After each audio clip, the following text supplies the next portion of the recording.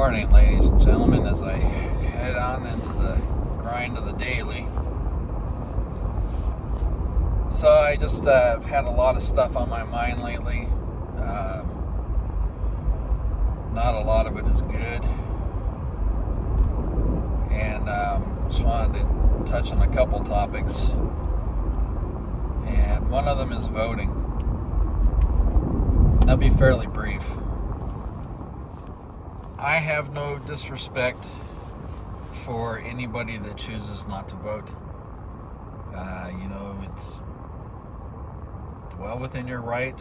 I don't personally view things the same as the average person that does not vote, but roughly half the people in this country don't vote because they think it's not going to fucking make a change. And I don't know. There's times where I'm kind of in that same line of thought, but I'm also in that same line of thought that action makes action. There's always a equal action or equal reaction for anything you do in life.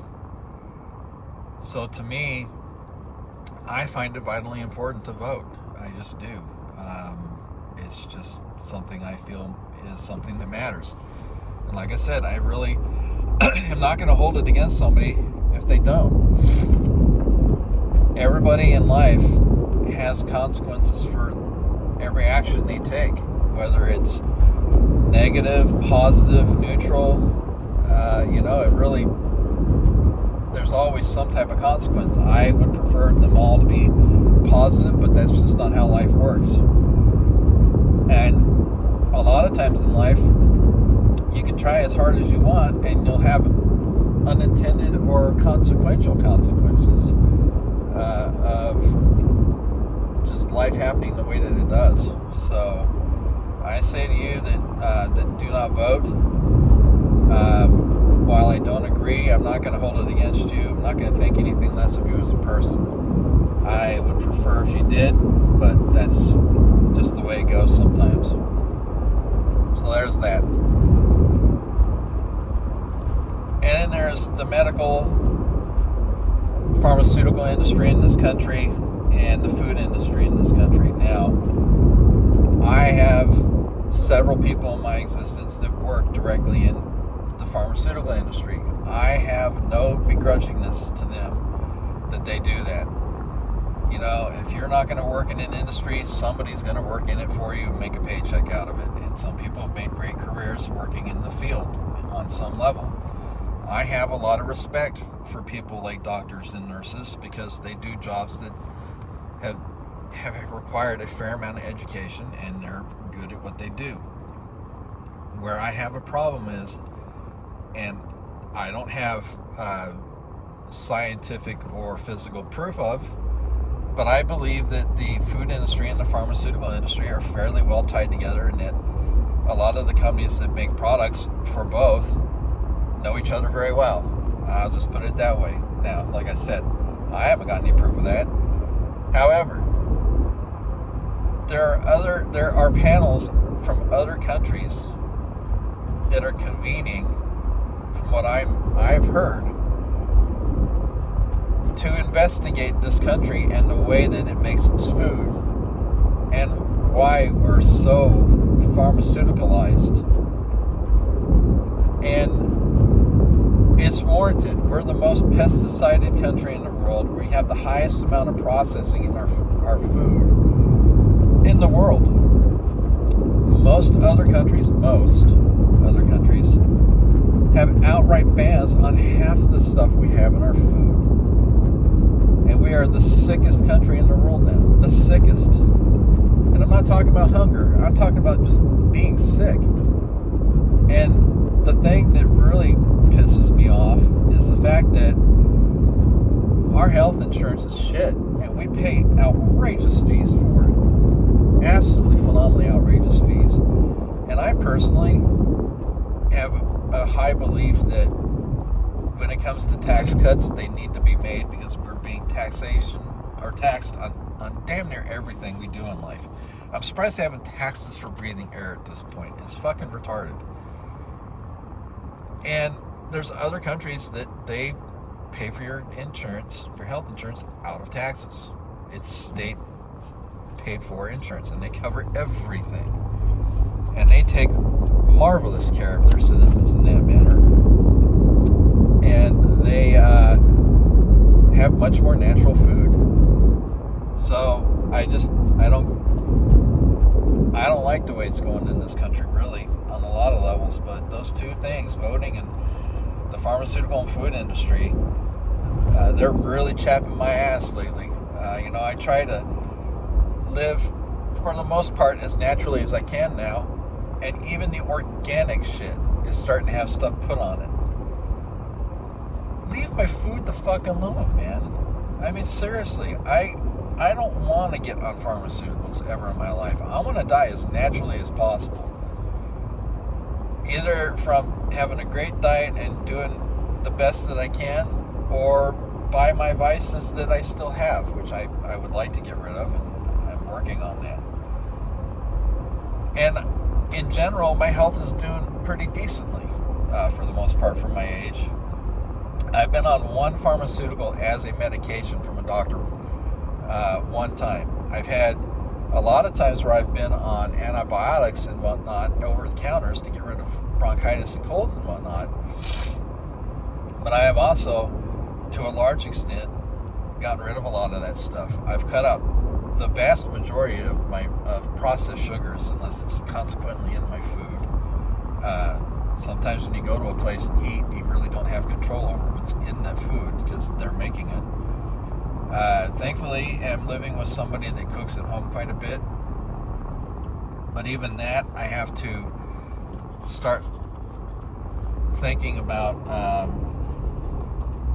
getting to a point where I'm not eating things that are cooked in a lot of oil, even at home. So, there's still things that I'm looking into to do better for myself, but the cost of food is retarded.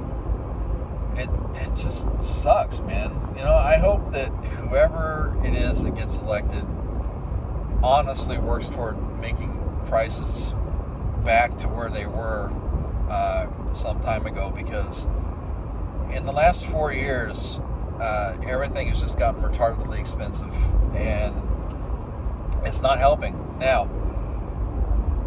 one of the individuals running has said that they are going to work on lowering the cost of everything for those in the middle class. Really?